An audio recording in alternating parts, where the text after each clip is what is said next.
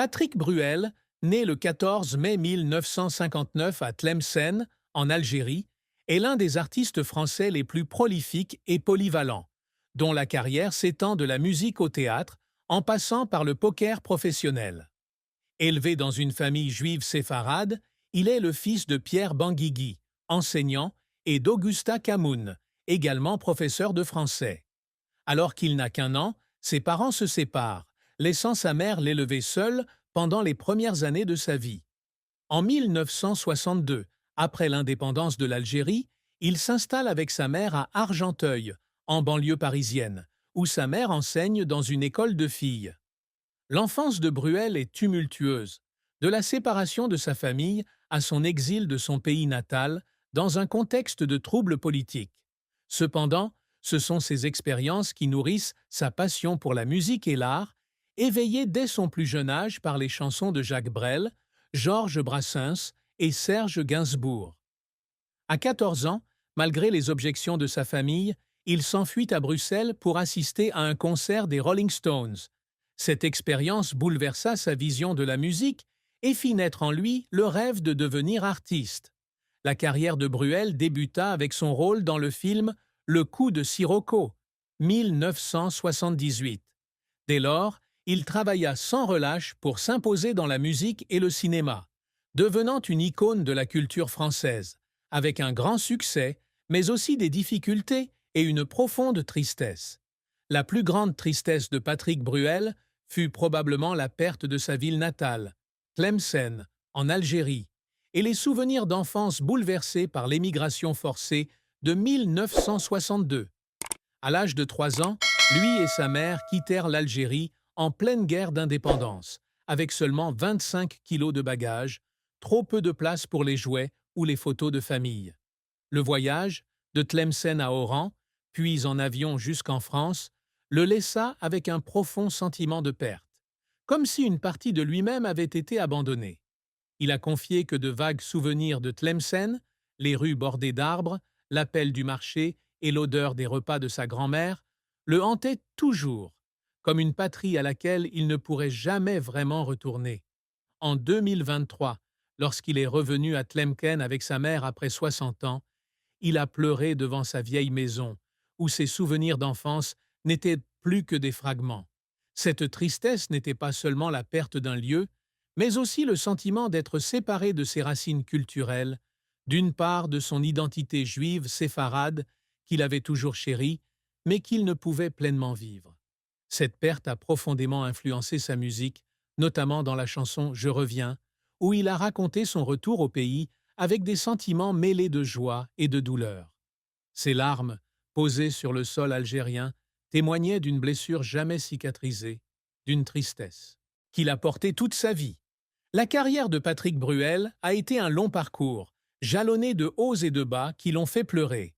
Après son installation en France, il s'initie très tôt à l'art, nourrissant sa passion pour la musique par le chant au Club Méditerranée, où il travaille comme animateur d'été. Sa première grande percée survient en 1978, lorsqu'il répond à une annonce dans un journal et décroche le rôle principal du film Le coup de Sirocco d'Alexandre Arcadi. Ce film, qui raconte le retour des Franco-Algériens en France, lui apporte une première reconnaissance, mais les années suivantes sont difficiles. Il s'installe à New York en 1979 pour chercher des opportunités. Mais les rôles ne se succèdent pas, le laissant perdu et doutant de son talent. Il raconte avoir vécu des nuits à New York où il était seul dans son petit appartement, à pleurer, se sentant rejeté par l'industrie du spectacle.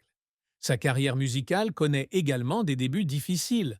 Son premier single, Vide, en 1982, étant un échec cuisant.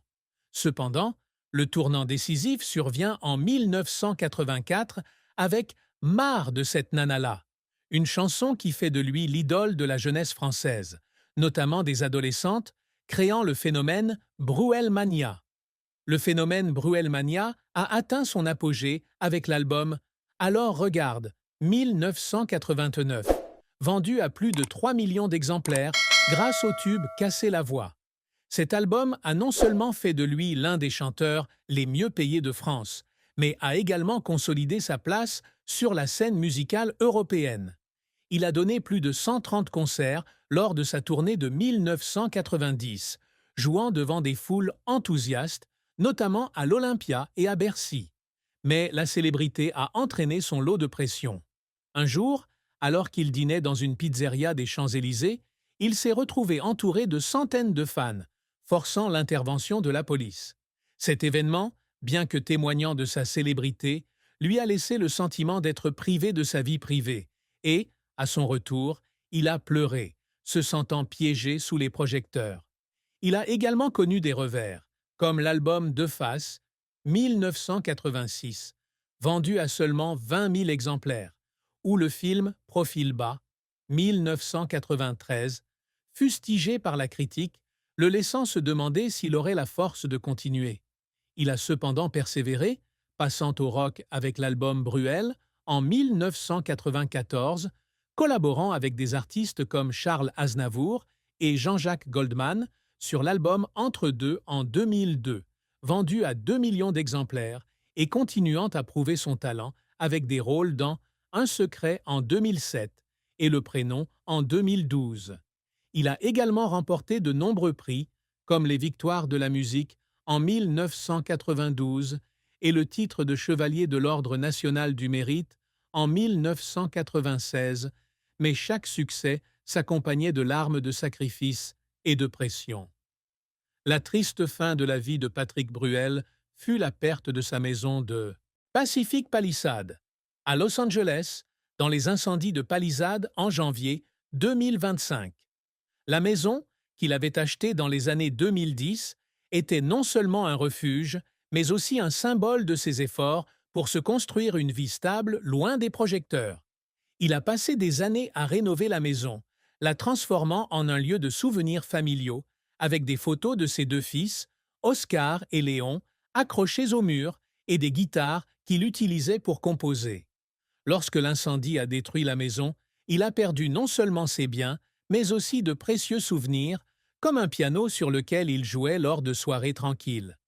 Il a un jour raconté qu'en apprenant l'incendie, il s'était assis tranquillement dans sa chambre d'hôtel à Paris, pleurant en repensant aux souvenirs engloutis par les flammes. Cette perte n'était pas seulement physique, mais aussi un rappel de la fragilité de ce qu'il avait construit, le laissant dans un état de contemplation, se demandant s'il pourrait reconstruire sur ses cendres. L'amour et le mariage de Patrick Bruel ont été un voyage émotionnel, fait de grandes joies mêlées à une profonde tristesse. Il a rencontré Amanda Stairs, écrivaine et scénariste, à Saint-Tropez en 2001 et leur relation s'est rapidement épanouie. En 2003, avant qu'Amanda ne donne naissance à leur premier fils, Oscar, il décide de changer de nom pour Bruel Benguigui, combinant son nom de scène et son nom de naissance afin d'honorer ses racines. Ils se marient le 21 septembre 2004 et, l'année suivante, leur deuxième fils, Léon, naît. Ce mariage offre à Bruel ses plus beaux moments. Il peut rentrer chez lui après de longues tournées pour jouer avec ses enfants, leur apprendre la guitare et raconter des anecdotes sur Tlemcen. Cependant, la pression de sa carrière, ses emplois du temps chargés et l'attention constante du public font progressivement échouer leur mariage. En 2007, ils se séparent, une séparation douloureuse pour Bruel. Il raconte un jour qu'il y a des nuits où il est assis seul en studio, pleurant en écoutant les chansons qu'il a écrites pendant la période heureuse de son mariage, comme si elles lui rappelaient un temps révolu. Après le divorce, il tente de maintenir une relation étroite avec ses enfants, mais le sentiment de ne pas pouvoir être régulièrement avec eux est une tristesse durable. Après Amanda Stairs, Bruel a eu plusieurs autres relations, notamment avec la journaliste de télévision Céline Bosquet de 2009 à 2012 et avec le mannequin danois Caroline Nielsen de 2013 à 2017. Chaque relation lui a apporté de nouveaux espoirs, mais aussi des défis. Pour Céline, leur mode de vie différent et leurs emplois du temps chargés les ont éloignés, et il a confié se sentir seul, même en couple. Sa relation avec Caroline s'est également terminée discrètement, et il a admis avoir pleuré en réalisant qu'il ne retrouvait pas la stabilité qu'il avait avec Amanda. En 2021, il a rendu publique sa relation avec Clémence, une femme de 35 ans, sa cadette. Si cette relation lui a apporté une nouvelle joie, il porte encore les cicatrices de ses précédentes relations. Sa plus grande tristesse amoureuse a peut-être été le sentiment de ne pas pouvoir fonder une famille complète pour ses enfants. Un désir qu'il avait toujours eu sans jamais vraiment atteindre. Le secret que Patrick Bruel a si longtemps gardé secret remonte à ses débuts. À la fin des années 1980, peu après le succès de Marre de cette nana-là, il déclina une offre pour jouer dans un grand film hollywoodien. Cette proposition émanait d'un célèbre réalisateur qui voyait en lui le potentiel de star internationale, notamment grâce à un rôle dans un film épique sur la Seconde Guerre mondiale. Cependant, Bruel, qui bâtissait sa carrière en France et craignait de perdre le contact avec son public national, en partant, déclina l'offre. Il craignait également de ne pas avoir les compétences linguistiques et l'expérience nécessaires pour concourir à Hollywood. Cette décision devint une obsession durable, car il se demandait s'il aurait pu obtenir un plus grand succès international. Il raconta un jour qu'il y avait des nuits où il était assis seul dans son studio new-yorkais, pleurant, en repensant à la lettre d'invitation qu'il conservait encore dans une vieille boîte, comme un rappel du chemin qu'il n'avait pas osé emprunter. Ce secret n'était pas seulement un regret personnel, il influença également sa façon d'aborder sa carrière, le rendant plus prudent dans le choix de ses projets et se reprochant parfois son manque de courage. Les accomplissements que Patrick Bruel a toujours recherchés ne se sont pas limités aux récompenses et à la célébrité, mais aussi à son dévouement pour l'art et la société. L'un de ses plus grands objectifs était de préserver et de promouvoir le patrimoine musical français, en particulier la chanson traditionnelle. Son album Entre deux, paru en 2002, avec 23 chansons interprétées par des artistes tels que Charles Aznavour et Renaud, en témoigne. Il a fait découvrir les classiques français à une nouvelle génération, se vendant à 2 millions d'exemplaires et devenant le chanteur le mieux payé de l'année. Il a également expérimenté constamment du style rock de son album Bruel, paru en 1994, aux influences sud-américaines et nord-africaines de Juste avant, paru en 1999. Au cinéma, il a joué dans plus de 50 films, de Le Jaguar en 1996 à Un sac de billes en 1917, cherchant toujours à choisir des rôles stimulants pour prouver qu'il est plus qu'une simple idole des jeunes. Il a pleuré après avoir terminé son rôle dans Un secret, ému par le fait d'avoir vécu l'histoire d'une famille juive pendant la Seconde Guerre mondiale. Un rôle qui a touché ses propres racines. En Tsinsozi, dehors de son art, Bruel s'est également efforcé de porter la voix des causes sociales.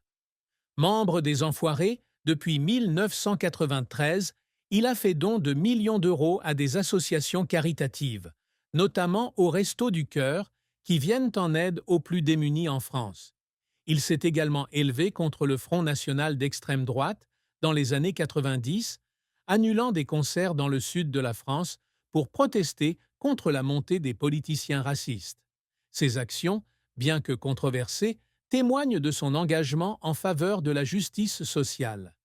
Il a également connu le succès au poker, remportant les World Series of Poker 1998, un exploit qu'il considère comme un symbole de sa capacité à surmonter les difficultés.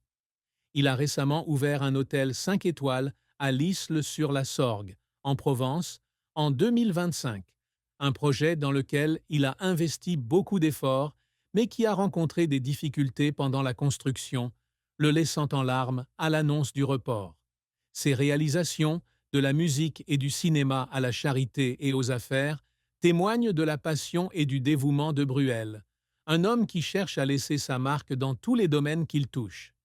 La famille de Patrick Bruel avait des points de vue différents sur son deuil, reflétant la complexité de ses relations avec ses proches. Sa mère, Augusta Camoun, qu'il a élevée seule après sa séparation d'avec son père, a toujours considéré son chagrin avec résilience et pragmatisme. Pour elle, quitter l'Algérie en 1962 fut une épreuve qu'elle et lui avaient surmontée. Et elle lui rappelait souvent que les pertes, comme leur maison à Los Angeles et leur mariage avec Amanda Stairs, faisaient partie de la vie. Lorsque Bruel partageait son chagrin après la perte de Tlemcen, sa mère le réconfortait en lui racontant ses années en Algérie, comme pour l'aider à renouer avec sa terre natale. Mais sa force lui faisait parfois ressentir un manque d'empathie, surtout lorsqu'il était aux prises avec les pressions de sa carrière et de sa vie personnelle. Elle lui a un jour dit que la musique était son moyen de guérison, et c'est elle qui l'a encouragé à écrire Je reviens pour surmonter sa tristesse face à sa terre natale. Les deux demi-frères de Bruel, David et Fabrice Moreau, ont grandi dans un environnement différent, avec un beau-père architecte. Il tentait souvent d'apaiser sa tristesse en se concentrant sur ses succès, comme l'album Alors regarde où son rôle dans le prénom. Lorsque Bruel évoquait ses regrets d'avoir refusé des opportunités hollywoodiennes, David, qui a eu un fils avec l'actrice Emmanuelle Béard, lui disait souvent qu'il pouvait être fier d'avoir fait carrière en France.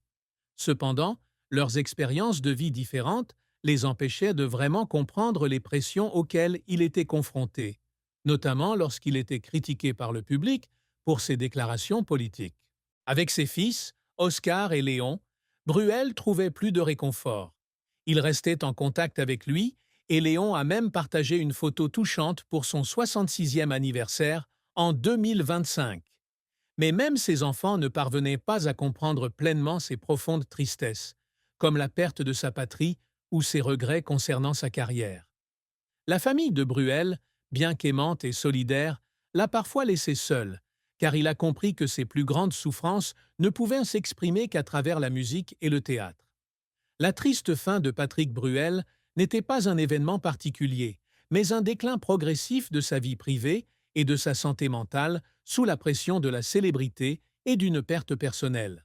Bien que toujours une immense star, avec des concerts à guichets fermés et des entreprises comme un hôtel en Provence, Bruel se sentait de plus en plus isolé sous les projecteurs. La perte de sa maison à Los Angeles, combinée à ses souvenirs fragmentés d'Algérie et à ses relations brisées, l'a plongé dans de longues périodes de dépression. Il a raconté qu'il y avait des jours où il se réveillait avec l'impression de vivre une pièce qu'il ne voulait plus jouer. En 2025, alors qu'il se produisait sur scène à New York, il a pleuré devant le public en chantant « Je reviens », comme s'il chantait pour le même enfant de 3 ans qui avait quitté Tlemcen des décennies plus tôt. Cette douleur, dissimulée derrière un sourire et un professionnalisme, était indissociable de son être. Bien qu'il ait continué à composer